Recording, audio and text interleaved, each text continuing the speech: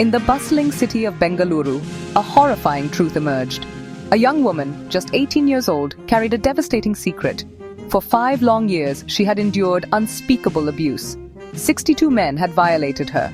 The details, as they unraveled, shocked the community and exposed the dark underbelly of child sexual abuse. This young woman's story is tragically not unique. Child sexual abuse is a pervasive issue, lurking in shadows and shattering lives. It knows no boundaries, affecting children of all ages, backgrounds, and walks of life. The trauma inflicted upon these innocent victims can last a lifetime. We must confront this issue head-on, shining a light on the darkest corners of our society.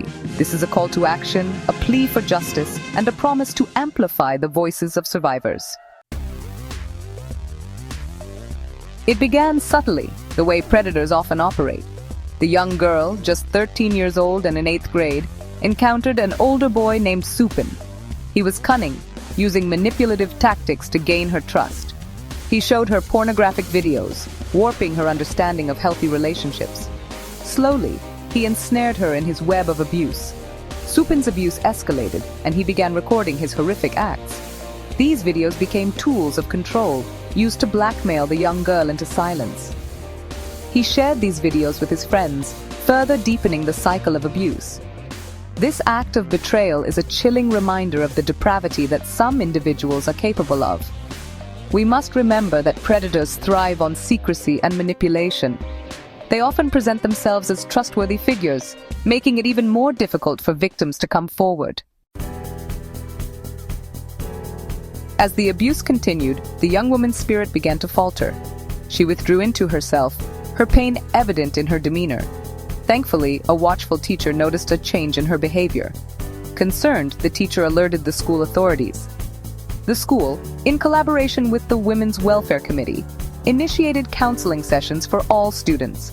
This intervention proved to be a turning point. In the safe space of the counseling session, the young woman found the strength to share her horrifying secret.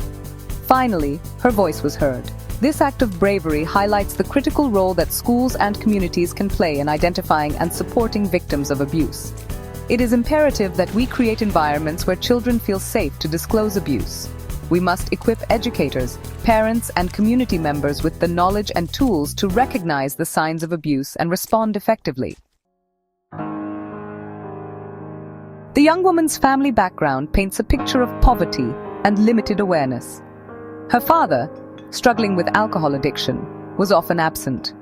Her mother, burdened by the weight of providing for the family, worked tirelessly as a laborer.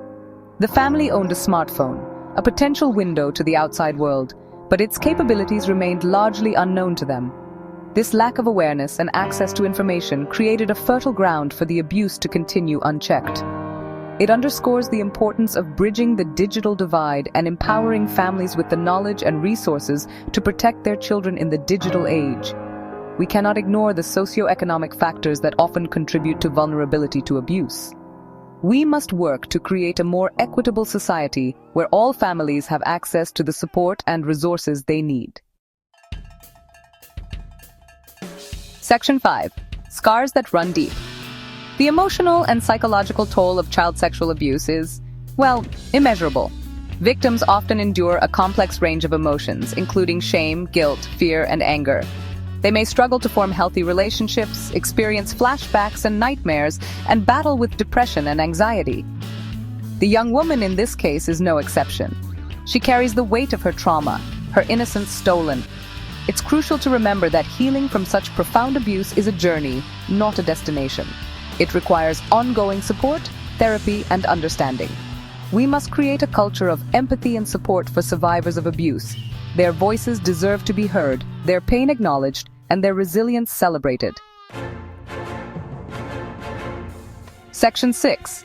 Justice delayed, justice denied. Upon receiving the young woman's disclosure, the Women's Welfare Committee took immediate action. They filed a complaint with the police, setting the wheels of justice in motion. However, the path to justice is rarely straightforward, especially in cases of sexual abuse.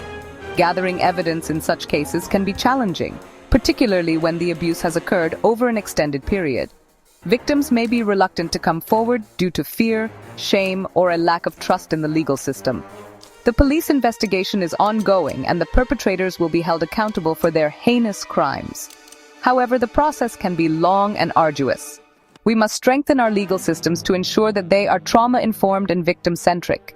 We must work to eliminate the backlog of cases and ensure that justice is served swiftly and effectively. Is Section 7. Breaking the silence, building a wall. The Bengaluru case serves as a stark reminder that child sexual abuse thrives in silence. It festers in the shadows, protected by fear, stigma, and a lack of awareness. Breaking this silence is paramount to preventing future abuse. We must educate ourselves and our communities about the realities of child sexual abuse. We must create safe spaces for children to disclose abuse and receive support. We must challenge cultural norms that perpetuate silence and victim blaming.